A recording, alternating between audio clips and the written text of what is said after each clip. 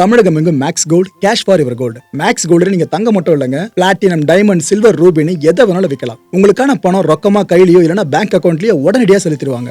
Market மதிப்பை விட 100 ரூபாய் ஒரு கிராமுக்கு உங்களுக்கு கூடுதலா கிடைக்கும். தமிழ்நாடு முழுக்க டோர் ஸ்டெப் சர்வீஸும் இவங்க ப்ரொவைட் பண்றாங்க. உங்களுக்கு கோல்ட விற்கணும்னு அதுக்கு ஒரே ஒரு பெஸ்ட் பிளேஸ் மேக்ஸ் கோல்டு தான். கால் 04445454545. வணக்கம். Big topic with Karthik மாய்குமார்.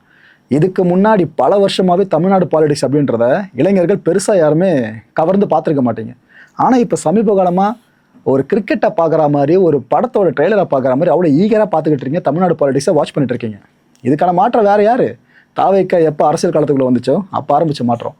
இப்போ நீங்கள் தெரிஞ்சுக்க வேண்டிய சில முக்கியமான சுவாரஸ்யமான விஷயம் நடந்துகிட்டு இருக்குங்க. கண்டிப்பாக தெரிஞ்சுக்கிட்டே ஆகணும். அவ்வளோ இன்ட்ரெஸ்டிங்காக இருக்கும் ஒன்று. இதை பற்றி தான் முழுக்க பார்க்க போகிற நிகழ்ச்சியில் போகலாம்.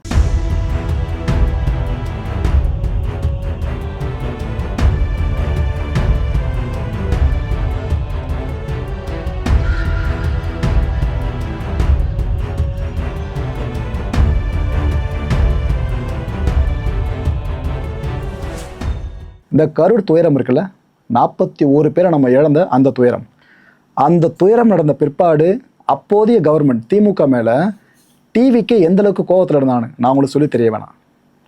அந்த டைமில் அவங்க சொன்னாங்க ஒரு விஷயம், நாங்கள் ஆட்சிக்கு வருவோம், அப்போது இப்போ யார் யாரெல்லாம் இந்த விஷயங்களில் ஈடுபட்டிருக்கீங்க, இப்போ ஏற்பட்ட துயர் நடக்க காரணகர்த்தாவாக இருந்திருக்கீங்க, எங்களுக்கு எதிராக செயல்பட்டிருக்கீங்க, உங்களை யாரையும் விட மாட்டோம், நாங்கள் கண்டிப்பாக உங்கள் மேலே ஆக்ஷன் எடுத்து தீர்வுன்னு சொன்னாங்க. அதை இப்போ எடுக்க ஆரம்பிச்சிட்டாங்க. ஆக்சுவலாக இதை விஜய் அவர்கள் கூட, முதலமைச்சர் விஜய் அவர்கள் கூட 1-2 இடத்துல தான் சொல்லியிருந்தார். ஆனால் அமைச்சர் ஆதவர்ஜுனா இருக்கார்ல, அவர் பல இடங்களில் சொல்லியிருந்தார். சொன்ன மாதிரி பண்ண ஆரம்பிச்சிட்டாங்க மக்களே. உதாரணத்துக்கு அந்த கரூர் துயரம் நடந்தப்ப பாதுகாப்பு பணியில் சில போலீஸ் ஆஃபீஸர்ஸ் இருந்திருப்பாங்களே, அதில் முக்கியமானவராக இவரை சொல்லலாம், டிஎஸ்பி செல்வராஜ். இவரை பெண்ணதரமாக பண்ணியிருக்காங்க டிரான்ஸ்ஃபர், பணியிட மாற்றம். தூத்துக்குடி சமூக நீதி மற்றும் மனித உரிமைகள் பிரிவு இருக்குல்ல, அதுக்கு டிரான்ஸ்ஃபர் பண்ணியிருக்காங்க. காக்கி சட்டை உடுத்தின ஒரு போலீஸ்காரருங்க, அவர் சார்ந்த டிரான்ஸ்ஃபர் எங்கே நடந்திருக்கு பார்த்தீங்களா? Okay, right. இன்ஸ்பெக்டர் மணிகண்டன் ஒருத்தருங்க, இவர் அப்புறம் இவரு கூட சேர்ந்து சில காவலர்கள், இவங்களையும் சேர்த்து டிரான்ஸ்ஃபர் பண்ணியிருக்காங்க. இதில் இன்னொரு விஷயம், ஒட்டுமொத்தமாக 10 இன்ஸ்பெக்டர்ஸ் தெற்கு அண்ட் வடக்கு மண்டலத்துக்கு டிரான்ஸ்ஃபர் பண்ணப்பட்டிருக்காங்க. இது பத்தாதுன்னு தனிப்பிரிவு போலீஸார் ஒரு 6 பேரையும் டிரான்ஸ்ஃபர் பண்ணியாச்சு. இப்போ என்ன நடந்துட்டு இருக்கு தெரியுதா? போலீஸாக இருந்தவங்களை நான் போலீஸ் டியூட்டி சார்ந்து கொடுக்குற, அவங்களுக்கு ஒதுக்குற ஒரு வேலையை டிவிகே கவர்மெண்ட் தெளிவாக பார்த்துட்டு இருக்காங்க. இதை தான் இங்கே நம்ம விட்னஸ் பண்ண முடியுது.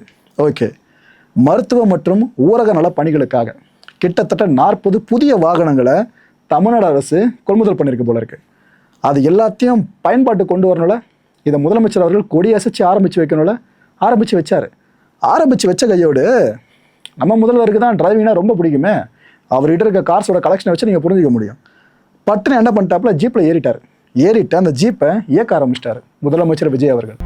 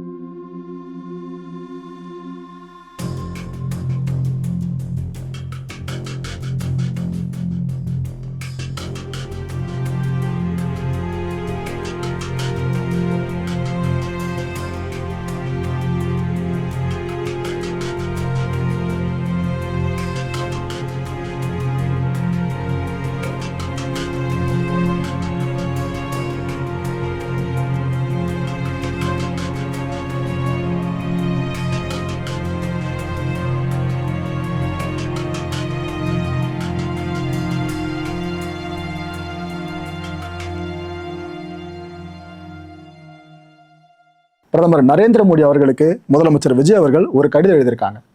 என்ன கேட்டிருக்காங்கன்னா, தமிழ்நாட்டுக்கு நீங்கள் கொடுக்க வேண்டிய உரம் இருக்குல்ல, அதை கொடுத்துருங்களே சீக்கிரமா அப்படின்னு வலியுறுத்தி கேட்டிருக்காரு. தமிழ்நாட்டில் ஒட்டுமொத்த சாகுபடி பார்த்தீங்கன்னா 62.25 லட்சம் ஹெக்டேர்.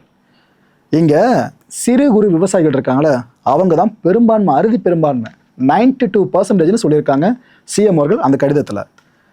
ஒரு 3 வகையான உரங்கள் இருக்குல்ல, அதை நீங்கள் உடனே அனுப்புனீங்கன்னா இந்த 92% விவசாயிகள் நலன் பெறுவாங்கன்னு சொல்லியிருக்காங்க. நீங்கள் கொடுக்க வேண்டியதாங்க, அதை தான் கேட்குறோன்னு சொல்கிறாரு. இதில் 39,001 metric ton urea, 28,607 metric ton ADP, 24,235 metric ton potash. இது எல்லாத்தையும் சீக்கிரம் ரிலீஸ் பண்ணி விடுங்களான்னு தமிழ்நாடு அரசு மத்திய அரசுகிட்ட இப்போ கோரிக்கை விடுத்திருக்காங்க. இது இப்போ வரைக்கும் கோரிக்கையாக இருக்குது. அப்படியே ரிலீஸ் பண்ணாமல் இழுத்தடிச்சாங்கனாக்கா இது வலியுறுத்தலாம் மாற ஆரம்பிக்கும், பெருசாக மாற ஆரம்பிக்கும். அடுத்ததாக தமிழ்நாடு மதுப்பிரியர்கள் பிரிக்கவே முடியாது போல இருக்குது. புலம்பி தள்ளுறாங்க மதுப்பிரியர்கள்லாம். இப்போது என்ன இருக்குது, தமிழ்நாடு அரசு உத்தரவின் பேரில் ஒரு சில இடங்களில் மதுக்கடைகள்லாம் மூடப்பட்டுச்சுல, இதோட விளைவு திறந்திருக்க மதுக்கடைகளை நோக்கி கூட்டம் அமோகமாக வர ஆரம்பிச்சிருச்சு. இந்த கோயிலில் சாமி பார்க்க போகணுன்னாக்கா கூட்டம் அதிகமாக இருக்க கோயிலெலாம் சாரம் போட்டு வச்சுருப்பாங்களே, அது போல் போட்டு எல்லோரும் பிரிச்சுக்கிட்டு இருக்காங்க. அந்தளவுக்கு ஒயின் ஷாப்புக்கு முன்னாடி கூட்டம் குவிஞ்சிக்கிட்டு இருக்கு. ஈரோட்டு பக்கம் ரொம்ப அங்கே திறந்திருக்க கடைகளை பார்த்தா போதும் மதுப்பிரியர்கள் தேன் மேலே முக்கிற தேனீக்கள் மாதிரி போய் முக்கிய ஆரம்பிச்சிடுறாங்க. பாட்டிலுக்கு 10 ரூபான்றது இப்போ கிடையாதுப்பா அப்படின்னு சொல்கிற மதுப்பிரியர்கள் அடுத்த ஒரு ஷாக்கை கொடுக்குறாங்க. பாட்டிலுக்கு 30 ரூபா கேட்குறாங்கப்பா. ஒரு நாள் 10 ரூபான்றாங்க, அடுத்த நாள் 20 ரூபான்றாங்க, ஒரு சில நாள் 30 ரூபா வரைக்கும் கேட்குறதா அவங்க புலம்பி தள்ளுறாங்க. இன்னொரு பக்கம் ஏன் இது போல் வாங்குறாங்கன்னு அவங்க சைடில் விசாரிச்சா அவங்க தரப்பு நியாயங்களை அடுக்கிக்கிட்டு இருக்காங்க. ஏன்பா நாங்களே வேணும்னே வாங்குறோம் அப்படின்ட்டு. இந்த விவகாரம் இன்னும் முடியலங்க, பெருசாக போய்கிட்டு இருக்கு. தமிழ்நாடு அரசு எவ்வளவோ தூரம் டைட் பண்ணுறாங்க, இது போல் வாங்கக்கூடாது, ஆக்ஷன் எடுப்போம் அப்படின்ட்டு. அதையும் தாண்டி இது வாங்கிட்டு இருக்காங்கன்னா இதெல்லாம் வாங்குறாங்களா அவங்க மேலே தப்பா, இல்லை தமிழ்நாடு அரசு இந்த விஷயத்தில் இன்னும் சீரியஸாக அவங்க விஷயங்களை கொண்டு போகலையா? ஏன்னா தமிழ்நாடு அரசு இவ்வளோ சொல்லி அது நடந்துட்டு இருக்குனாக்கா எங்கெங்க இடிக்குது. முந்தைய கவர்மெண்ட் இதை பண்ணுறாங்கன்னு நம்ம சொல்லியிருக்கோம்னாக்கா அப்போ இந்த கவர்மெண்ட் இந்த விஷயத்தில் ரொம்ப சீரியஸாக பார்க்கணும்ல. ஸோ இது வரைக்கும் நீங்கள் இறுக்கி பிடிச்சினா இல்லைன்னு சொல்லலை, ஆனால் இன்னும் இதை டைட் ஆகணும். இல்லைனா கஷ்டப்பட்டு சம்பாரிச்சு கொண்டு வர காசு இருக்குல்ல, அது எக்ஸ்ட்ராவாக இங்கே கொடுத்துக்கிட்டு இருக்கணும் ஒவ்வொரு சாமானிய மக்களும். அருண்ராஜ் அவர்கள், அமைச்சர் அருண்ராஜ் அவர்கள் அவங்க இப்போ என்ன சொல்கிறாங்க செய்தியாளர் சந்திப்பில், நீட் வேண்டவே வேண்டான்றது தான் எங்களோட நிலைப்பாடுன்னு சொல்லியிருக்காப்புல. முன்னாடி இருந்த டிஎம்கே கவர்மெண்ட்டோட நிலைப்பாடு என்னவோ அதே தான் டிவிகே கவர்மெண்ட் நிலைப்பாடு இங்கே தெளிவாக தெரியுது. இதுக்கான காரணம் என்ன சொல்கிறாங்கன்னா, இது எல்லா மாணவர்களுக்குமான ஏற்ற ஒரு தேர்வு கிடையாதுங்க. குறிப்பாக கிராமப்புற மாணவர்கள் இருக்காங்களே அவங்களுக்கு எதிரானது இந்த நீட் தேர்வு அப்படின்றதால தான் நாங்கள் எதிர்த்துக்கிட்டு இருக்கோம். அப்புறம் கேள்வி கேட்டாங்க செய்தியாளர்கள், சார் இந்த ஆன்லைனில் அதிகமாக போதைப் பொருள்லாம் புழங்குது, அது மூலமாக ஆர்டர் பண்ணி வாங்கிட்டு இருக்காங்களே, இதை ஃபுல்லாக தடுக்க எதனா அரசு பண்ண போதா அப்படின்னு கேட்டாங்க. அப்புறம் என்ன சொன்னார், இல்லைங்க சிஎம் ரொம்ப சீரியஸாக பார்த்துட்டு இருக்காரு அந்த விஷயத்த. கண்டிப்பாக இந்த போதைப் பொருள் ஆன்லைனில் புழங்கிட்டு இருக்குல்ல, இதை நாங்கள் எல்லாமே பண்ணி நிறுத்திடுவோங்க, ஆக்ஷன் கண்டிப்பாக எடுப்போம்னு சொல்லியிருக்காங்க. நடந்தால் நல்ல விஷயம், பார்ப்போம். ஃபிசிக்கலாக நம்ம ட்ரக்ஸ் சார்ந்து ஒழிச்சா ஆன்லைனே ரூட் போட்டு எல்லாம் சேனலைஸ் பண்ணி விற்றுக்கிட்டு இருக்காங்க. கொடுமை. முக்கியமான ஒரு தலைவலியை டிவிகே கவர்மெண்ட் இப்போ ஃபேஸ் பண்ணிக்கிட்டு இருக்காங்க.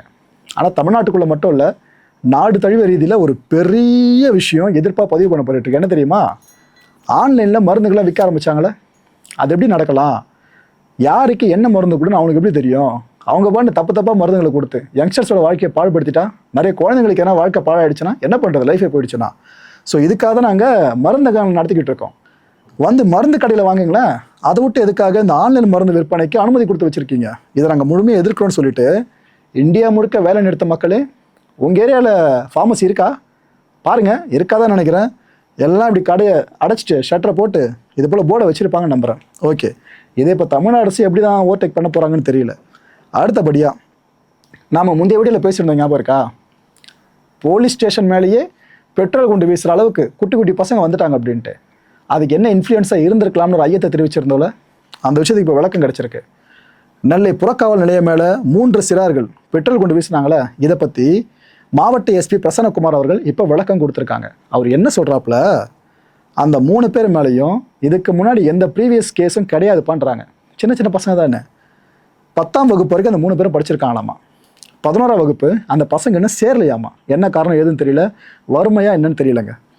கொத்தனார் வேலை பார்க்குறாங்களாங்க அந்த பசங்க 3 பேரும். அதில் ஒரு பையன் மட்டும்தான் மது அருந்ததா சொல்லியிருக்காப்லையா. ஸோ போதையில் இருந்திருக்கலாம் நம்ம அசியூம் பண்ணியிருந்தோம்ல, அது இங்கே கன்ஃபார்ம் ஆயிருக்கு. அந்த ஒரு பையனை சொல்லியிருக்காராம் இது போல் போலீஸ்கிட்ட.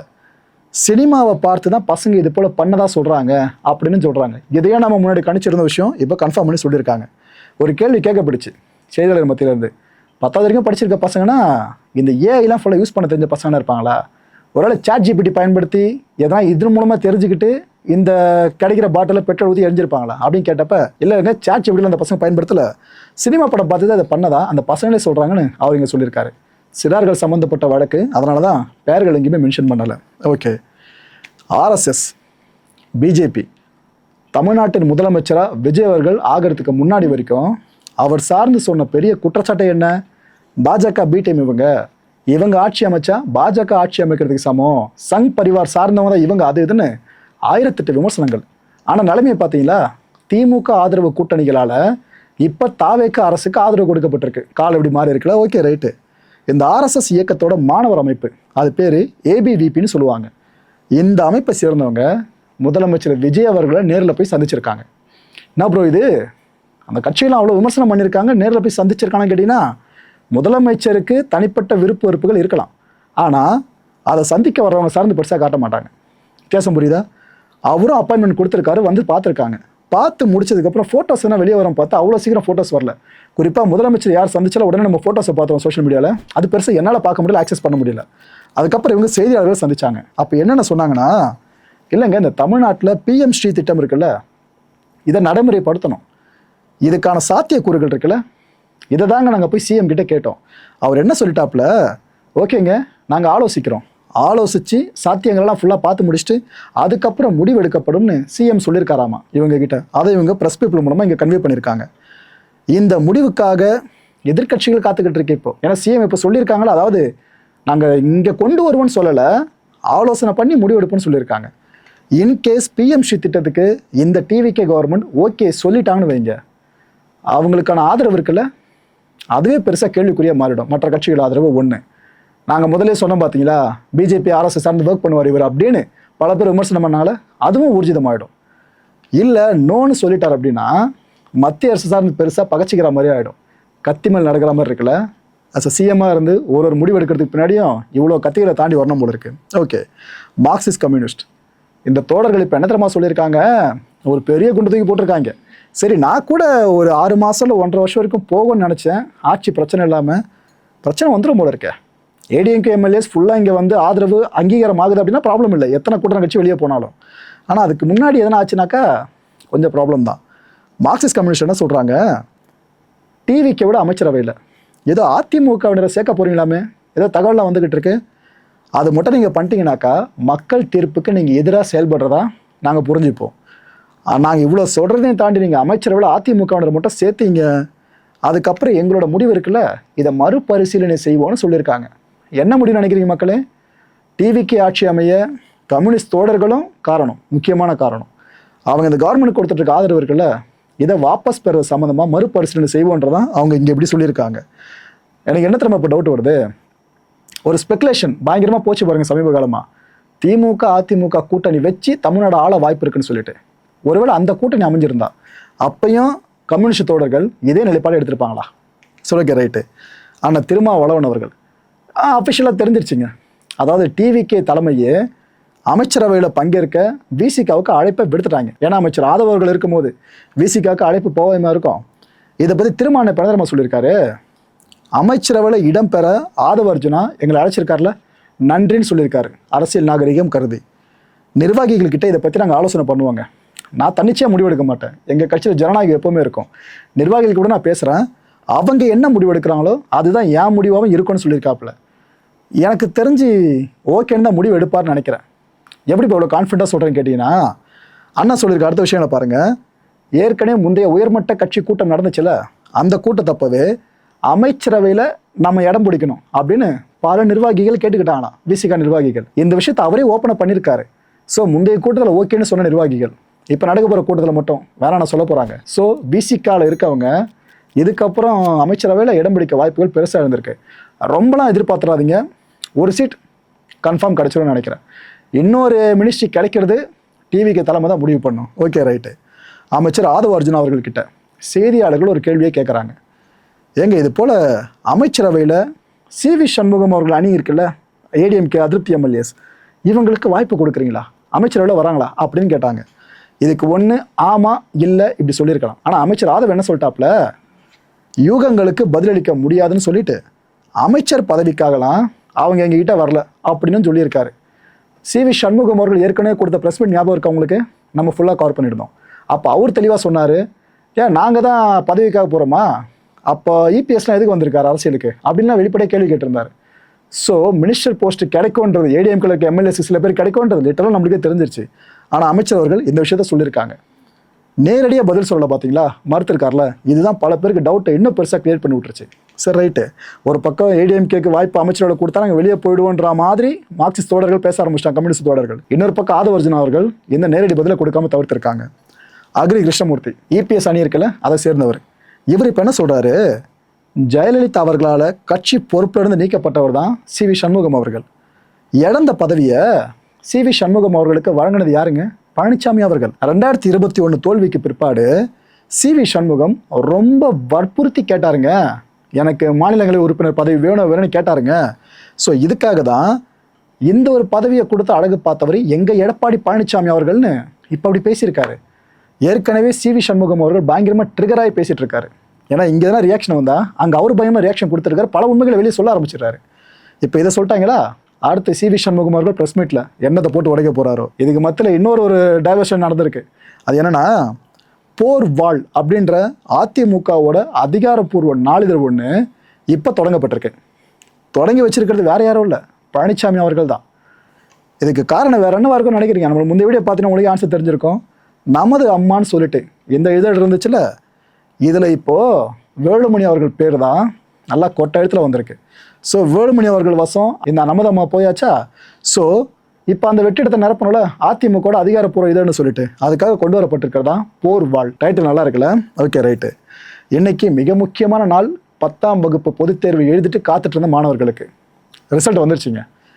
94.31% பேர் இந்த முறை 10ஆம் வகுப்பு பொதுத் தேர்வில் தேர்ச்சி அடைஞ்சிருக்காங்க. இந்த வருஷம் ஒரு முக்கியமான சந்தோஷத்துக்குரிய விஷயம் என்னன்னு பார்த்தீங்கன்னா, போன வருஷத்தோடு கம்பேர் பண்ணுறப்ப 0.51% தேர்ச்சி விகிதம் மேலே போயிருக்கு. போன வருஷம் 93.80% இருந்தது, இந்த முறை 94.31% மேலே போயிருக்கு. வழக்கம் போல் யார் அதிகமாக தேர்ச்சி பெற்றிருப்பாங்கன்னு நினைக்கிறீங்க? மாணவிகள் தான். 96.47%. நம்ம பசங்க மாணவர்கள் பார்த்தீங்கன்னா 91.15%. மக்களை இந்த கான்டென்ட்டை பொறுத்தவரைக்கும் நாமளாம் எதிர்பார்க்க வேண்டிய ஒரே ஒரு விஷயம் என்னன்னு பார்த்தீங்கன்னா, 100% தேர்ச்சி விகிதம் அப்படின்ற இந்த கனவு இருக்குல்ல, இந்த இலக்கு எந்த ஆட்சியில் சாத்தியமாகுதோ அந்த ஆட்சியை நம்ம நல்லாட்சின்னு எடுத்துக்க முடியுமா? கல்வி சார்ந்த நல்லாட்சின்ற பேர் இது வரைக்கும் எத்தனை கட்சிகளுக்கு கிடைச்சிருக்குன்னு நினைக்கிறீங்க? ஆண்ட கட்சிகளுக்கு.